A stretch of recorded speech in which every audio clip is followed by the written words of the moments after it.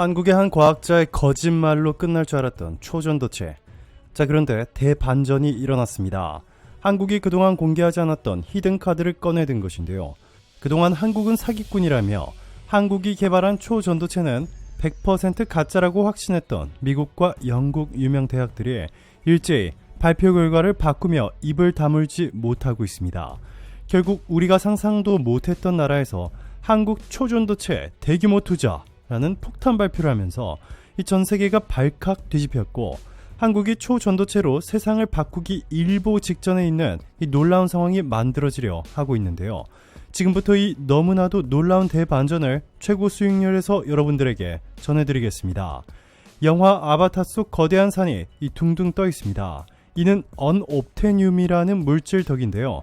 인간들은 이 물질을 채취하기 위해 나비족과 전쟁을 벌입니다. 영화 설정 속에서 언옵테늄의 가치는 1kg당 2천만 달러, 하나로 약 265억 원에 달합니다. 엄청난 금액이죠. 학계에서는 이 언옵테늄을 초전도체라 부릅니다. 최근 퀀텀 에너지 연구소 등 국내 연구진이 개발했다고 주장하는 그 물질입니다. 우리 주변에 존재하는 물질은 전기가 얼마나 잘 통하느냐에 따라서 이 세 가지로 분류할 수 있습니다. 먼저 도체는 전기나 열이 잘 흐르는 물질입니다. 예를 들면 금, 은, 철, 구리, 알루미늄 등이 있죠. 반대로 부도체는 유리, 플라스틱, 고무 등 전기가 통하지 않는 물질입니다. 우리가 많이 듣는 이 반도체는 전기 전도가 도체와 부도체의 중간 정도 되는 물질을 말합니다. 이 순수한 상태의 반도체는 전기가 잘 통하지 않는 부도체와 비슷한 특성을 보이지만 특정 불순물을 주입하면 도체처럼 전기가 흐르죠. 이 전기 전도성을 조절할 수 있다는 게 도체와의 차이점입니다. 그렇다면 초전도체는 뭘까요? 세상에 존재하는 모든 물질에는 전기 흐름을 방해하는 이 전기 저항이 있습니다. 전기 저항력이 낮을수록 전기가 잘 통하겠죠. 초전도체는 전기 저항이 0인 물질입니다. 전기가 잘 흐르는 도체를 뛰어넘는 물질인 것이죠. 이는 1911년 네덜란드 레이던 대학의 물리학 교수인 카멜린 온네스가 처음으로 발견했는데요. 그는 수은의 전기 저항을 측정하는 실험 중 영하 268.8도에서 전기 저항이 갑자기 없어지는 현상을 발견했습니다. 이를 초전도 현상이라고 이름을 붙였죠. 전기 저항은 우리가 사용하는 전자기기에서 발열 현상이 나타나게 하는 원인입니다. 초전도체가 가능해지면 스마트폰이나 PC 등에서 흔히 발생하는 발열 문제는 모두 없어지게 되겠죠. 전력 손실 없이 전기를 전달할 수 있기 때문에 에너지 효율도 지금보다 혁신적으로 높아지게 됩니다. 자, 그런데 한국 연구진들이 개발한 초전도체가 이 거짓이라는 충격적인 발표가 미국과 영국 유명 대학 등으로부터 쏟아져 나오며 큰 충격을 주었습니다. 국내 연구소가 상온 초전도체라고 주장하는 LK99에서 이 초전도성이 발견되지 않는다는 미국의 한 대학 연구소 발표에 8일 관련 테마주 주가가 일제히 고꾸라졌습니다. 미 메릴랜드 대학 응집물질이론센터가 SNS를 통해 LK99는 상온과 저온에서 초전도성이 확인되지 않았다며 우리는 게임이 끝났다고 믿는다. LK99는 초전도체가 아니다 라고 밝혔습니다. 세계적인 학술지 네이처마저 한국 연구진이 개발한 초전도체가 사실이 아니라는 충격적인 발표를 했습니다. 네이처는 상온 상압 초전도체라고 주장하는 LK99의 등장에 많은 학자와 아마추어들이 재현을 시도 중이지만 그런 주목할 만한 결과를 실험적, 이론적으로 재현하려는 초기 노력은 부진한 모습을 보였고 연구자들은 심히 회의적이라고 밝혔습니다. 이어서 어떤 연구도 이 물질이 초전도성을 지닌다는 직접적 증거를 제시하지 못했다며 한국 연구진은 견해를 밝혀달라는 네이처의 요청에 응답하지 않았다라고 덧붙였습니다. 앞서 인도 국립물리연구소와 중국 베이항대 연구진은 LK99를 합성했지만 초전도성을 지녔다는 징후를 관찰하지 못했다고 밝혔습니다.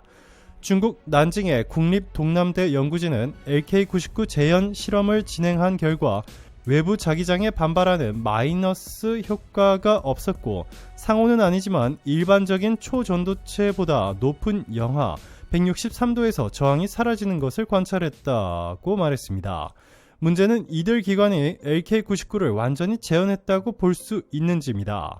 인도 국립물리연구소와 중국 베이항대 연구진이 제조한 LK99는 X선 회절 분석 결과 한국 연구진의 LK99와 원자 구조 패턴이 다를 가능성이 제기됐습니다.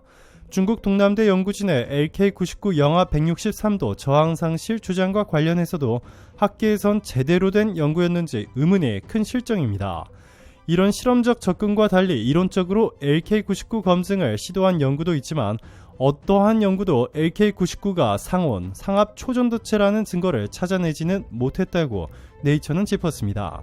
물질의 구조와 성질을 분석하는 데 쓰이는 밀도 범함수 이론 DFT로 LK99의 전자 구조를 계산한 결과 강자성이나 초전도성을 지닌 다른 물질들에서 보이는 전기적 특성을 지녔을 가능성이 제기됐지만 LK99의 구조와 관련한 불확실성이 이론적 연구로 도출 가능한 결론을 제안하고 있다는 것입니다.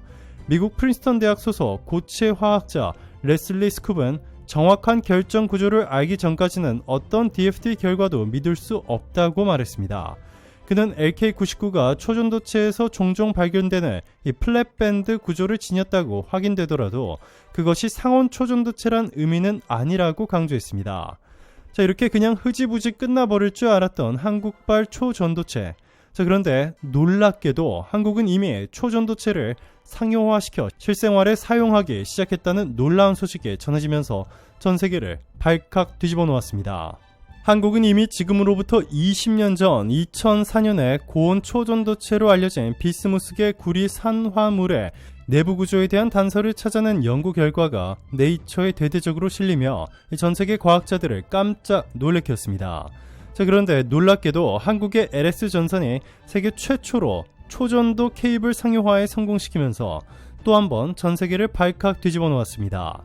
그동안 꿈의 물질이라고만 여겨졌던 초전도를 한국은 실제로 케이블에 적용시키면서 전기 손실을 10분의 1로 줄이는 기적을 만들어낸 것입니다. 한때 기술력이 30년 뒤처져 있다는 평을 들었던 초전도 후발국 한국이 대반전을 만들어낸 것입니다. 일반 케이블과 한국의 초전도 케이블을 비교해보면 이 송전 용량이 5배 이상 뛰어나고 전력 손실은 압도적으로 적을 뿐만 아니라 회선간 열도 발생하지 않고 외부 자개도 발생하지 않아 전자파 차폐율도 95% 이상이나 감소하게 됩니다. 초전도 케이블을 먼저 개발했던 해외 경쟁사 중 어떤 업체도 아직까지 상용화에 성공한 곳은 없습니다. LS전선이 가장 먼저 그리고 유일하게 상용화에 성공하면서 한국은 국제에너지기구의 2019년 전력산업 동향 백서에 세계 최초로 초전도 케이블 상용화에 성공한 국가로 등재됐습니다. LS전선 관계자는 상용화 전까지 매출이 0원인데 10년이 넘는 세월 동안 투자만 한 것이라며 기업이 연구비만 쏟아붓는 게 쉽지 않은데 그만큼 기술 개발 의지가 컸다는 얘기라고 말했습니다. 한국이 이미 이렇게 초전도 상용화까지 성공시켰다는 소식이 일파만파 퍼지자 한국에 투자하겠다고 나선 국가들이 쏟아져 나왔습니다. 그동안 한국의 초전도체가 거짓말이라며 비난했던 미국과 영국마저 적극 투자하겠다고 나서기 시작했습니다. 초전도 기술이 확장되면 자기 부상 열차, 초전도 추진 선박 등 차세대 수송 시스템은 물론 핵융합 발전 기술의 토가막, 양자 컴퓨터 등 산업적으로 응용 분야가 무궁무진하기 때문입니다. 인도 국립물리연구소 연구진도 퀀텀 에너지 연구소가 개발한 상온 상압 초전도체 LK99에 대해 희망적인 관측을 내놨습니다. 11일 비르팔싱 아와나 인도 국립물리연구소 연구원은 페이스북을 통해 LK99를 재현한 시료 분석 영상을 공개하고 양자 고정처럼 보이는 현상을 확인했다며 퀀텀 에너지로부터 받은 시료는 아니지만 한국 팀과 메일을 주고받으며 물질을 합성한 뒤 실험했다고 말했습니다. 국내 연구진이 개발한 신물질 LK99에 대해 바늘 같은 미세 결정립을 가진 상온 초전도체라는 분석이 나온 가운데 LK99 논문 저자가 맞는 해석이라고 밝혔습니다.